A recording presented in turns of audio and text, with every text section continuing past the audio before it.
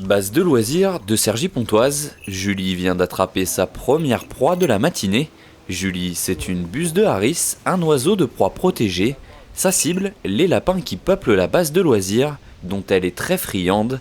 Elle chasse aujourd'hui avec Erquise, une femelle de 3 ans. Évidemment, quand elles attaquent à deux, elles augmentent leur chance de capture en fait. Il y en a une qui passe à droite, l'autre passe à gauche de l'arbre et le lapin se trouve coiffé à ce moment-là. Pierre et Philippe sont les possesseurs de ces oiseaux exceptionnels.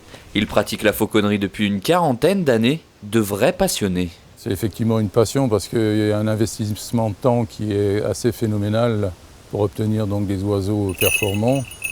Et la passion, elle est venue par l'intérêt que l'on a vis-à-vis de l'ornithologie au sens large.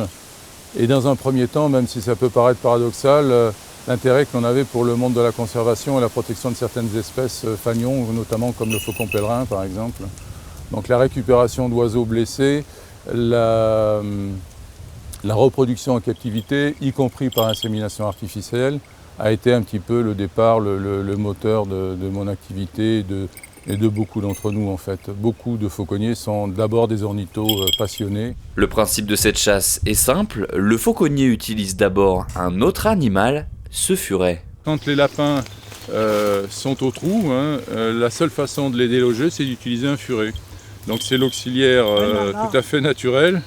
Un vrai travail d'équipe, le furet débusque le lapin, la buse fond ensuite dessus dès qu'il sort pour l'attraper. Sur la base de loisirs, Pierre et Philippe interviennent depuis 4 ans.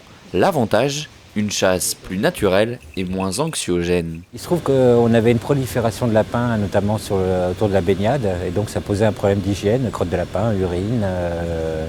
Et donc il a fallu trouver une solution. On est quand même dans un milieu où il y a beaucoup de gens qui passent, et des joggeurs, des gens à vélo, des enfants. Donc il n'est pas question, mais alors vraiment pas question de faire des battues et de tirer au fusil. Et donc cette solution était pour nous la plus tenable, si je puis dire.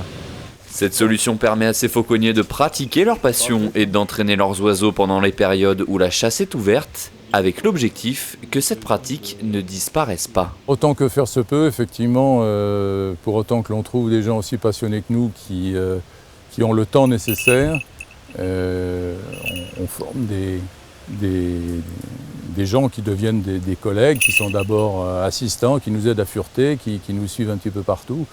Et s'ils se sentent, ils franchissent le pas et ils cherchent à acquérir un oiseau, puisque le type d'oiseau que l'on utilise se reproduit relativement bien en captivité. Cette chasse est née au VIe siècle en Asie. Aujourd'hui, seule une douzaine de personnes la pratiquent encore en Île-de-France.